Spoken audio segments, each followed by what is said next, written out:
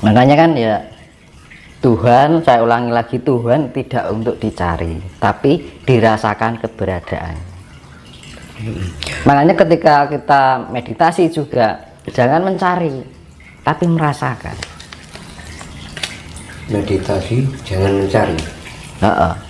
Tujuan ini juga merasakan, karena Tuhan itu semakin dicari semakin jauh. Loh, benar itu. Di dalam meditasi kita pikirannya kemana-mana mencari kan, ya semakin jauh. Oh, sekarang gini Mas Dimas, tadi Mas Dimas mengatakan bahwa meditasi itu jangan mencari.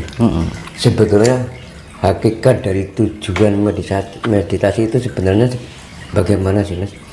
Yaitu bisa mencapai tingkat kesadaran bahwa kita memahami dan menyadari keberadaan Tuhan itu tadi. Kalau kita sudah memahami keberadaan Tuhan, maka sifat Tuhan akan include di dalam diri kita. Nah, sifat Tuhan itu apa? Kasih. Nah, kasih menyebabkan apa dampaknya? Kedamaian. Ya wis toh. Kalau kita sudah damai, tenang, tentrem hati, damai, sejahtera. Nah, makanya dunia ini akan dijadikan seperti itu. Makanya terjadi satrio pinilih mau untuk membangkitkan spirit ini. Makanya di tahun ini mulai gencar masalah spiritualitas. Jadi ya namanya meditasi itu sebenarnya melatih tingkat kesadaran kita. Gunanya apa? Biar kita bisa merasakan keberadaan Tuhan. Kalau kita sudah merasakan keberadaan Tuhan, ya Tuhan ikut di dalam diri kita, mempunyai sifat-sifat seperti Tuhan. Sifat Tuhan itu apa? Lembut. Lembut itu diwujudkan dengan apa? Kasih. Ya wes, ya kayak lampu ini tadi loh, ya kan? Ya wujud tuh urip, hidup, ya kan? Makanya kan hono coroko, ya. Doto itu artinya menyala. Itu bahasa Sanskerta kan. Kan hono itu ho no, anane ono sokora ono, adanya ada karena dari tidak ada. Coroko cipta rasa dan karsa, cipta rasa dan karsa, ya kan. Ibaratnya proton, neutron, elektron, Brahma, Wisnu, Siwa, ya kan ngono. Intelektual, spiritual, emosional kan ngono. Jadi kan coroko ini sebenarnya konsep dari penciptaan, pemeliharaan dan peleburan. Makanya dibilang Tritunggal. Ya sebenarnya satu diwujudkan dalam sifat yang tiga sifat ini sebenarnya tunggal. Maka terciptalah adalah Doto. Doto itu bahasa Sanskerta artinya adalah nyala, urip. Makanya di dalam energi keselarasan tiga unsur ini bisa menjadikan kehidupan. Urip, nyala. Iya. Lah nyalanya itu bagaimana? Mau dinyalakan merah, hijau, ungu atau biru atau putih. Kan ngono. Nah, makanya kan gini. Gunanya kita mengolah diarani meditasi ibarat apa weningnya. Kan itu. Di dalam keheningan perenungan diarani heneng henung hening. Heneng kita merenung, diam heneng baru hening. Hening itu ibaratnya lebih mendalam lagi. Hening itu artinya merasakan apa yang semua yang ada di dalam organ tubuh kita, pikiran kita, rasa kita, emosional kita, kan ngono. Nah, kalau kita sudah bisa menselaraskan itu, ini akan lampu nih yang menyala ini yang awalnya redup jadi terang, awalnya merah menjadi hijau, ya magic biniu, aura. Jiwa itu aura. Nah, aura itu ya cahaya gitu, Mas. Dan makanya kan hidup itu hasil apa yang jadi hasil spirit kita ya, yang dihasilkan apa? Ya cahaya itu tadi. Kita menghasilkan cahaya apa gitu.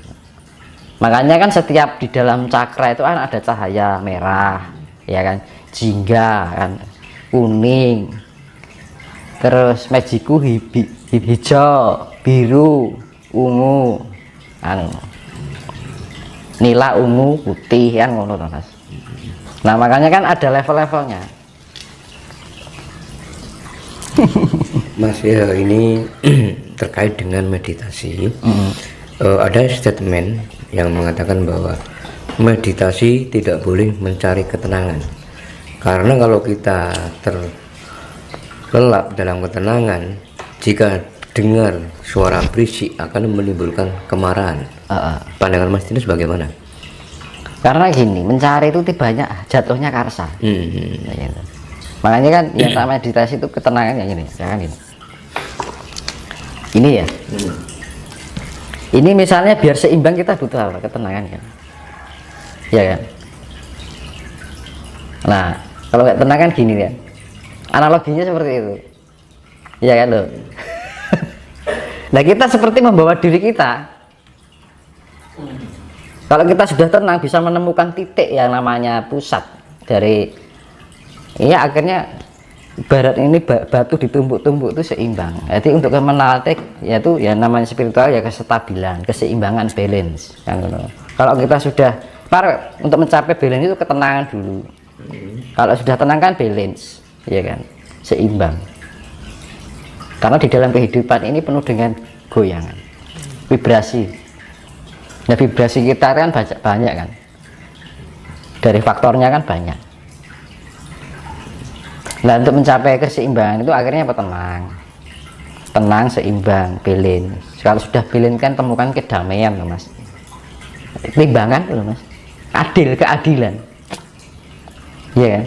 Kalau kita sudah menemukan keseimbangan kan terjadi keadilan di dalam diri kita. Nah, wes adil kan tentrem loh mas. Ini banyak pakar dan ahli geologi bahkan ahli astronomi mengatakan bahwa akan terjadi megatrust di tahun 2030 mas, dan kemungkinan untuk Nusantara negara kita ini akan terjadi kemarau yang sangat panjang. Pandangan Mas Dinus bagaimana? Kan dulu saya pernah bilang ya, dulu ini kan aku bilang gini, jadi kayak ada pergeseran medan magnet, ya kan, antara kutub utara dan kutub selatan. Nah, ini nanti mempengaruhi goncangan air samudra, ya kan. Nah, pecahnya kutub es, nah itu mengakibatkan pemanasan global. Nah, itu butuh proses beberapa tahun untuk pemulihan kembali. Tapi kan di Jawa kan masih beruntung. Kan gitu, karena apa? Di Jawa termasuk Nusantara itu termasuk daerah yang berkelimpahan air, kan ngono lah. Kehijauannya dari apa namanya Nusantara dan Jawa ini khususnya itu kan juga luar biasa, nggak kayak di negara-negara lain kan gitu kan. Makanya kan leluhur kita ada bilang, yang dibilang itu kan sok bakale Cina Londo kari sak judu, Jawa kari separo kan gitu. Ya itu diambil, yaitu tadi ibaratnya separuh itu kan 50%. 50% itu tergolong adalah Asia Tenggara. Nah, sak judu itu dalam arti 2%. Cina Londo dari sak judu itu 2%.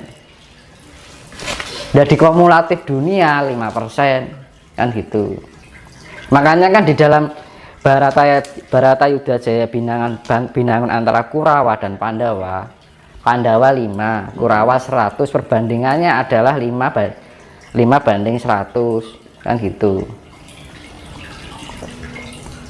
Jadi ya ibaratnya 100 ya dari 5 gitu aja, 5% dari 100.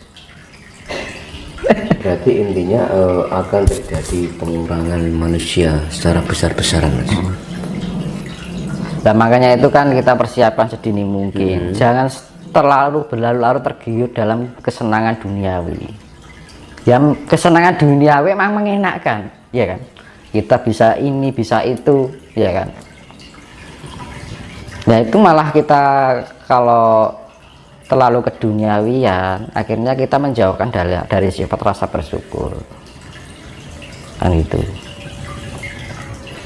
Makanya kan ya lebih kita mengenal diri kita sendiri, karena zaman sekarang itu krisis identitas diri, akhirnya apa, krisis kemanusiaan, ya kan. Wong dosa karepe dhewe nggak peduli yang itu akanlah merugikan apa buat orang lain atau enggak, yang penting untung. Nah, sekarang agak gitu, lo gue kan ngono, ya kan. Ibaratnya wong Jawa ki wis akeh sifating jalma menungso kang ngumbar angkara murka, mung butuh nuruti karep, ya kan. Mung butuh nuruti karep, ya kan. Jadi wis ora memberikan sifat yang wis ninggalake rasa sejati ning. Rasa sejati ini dalam sudah meninggalkan jati dirinya. Jati dirinya adalah sebenarnya adalah Tuhan itu sendiri yang ada di dalam diri kita. Makanya ketika kita menemukan jati diri kita, maka kita akan menemukan Tuhan yang ada di dalam diri kita, ya kan. Identitas diri kita adalah Tuhan sebenarnya. Makanya kan di dalam sesi jenar yo engson kang jumeneng ana ya Gusti engkang jumeneng ana ning jiwa ragaku. Makanya diarani orang Jawa bilang manunggaling kawula lan Gusti. Itu sebenarnya itu.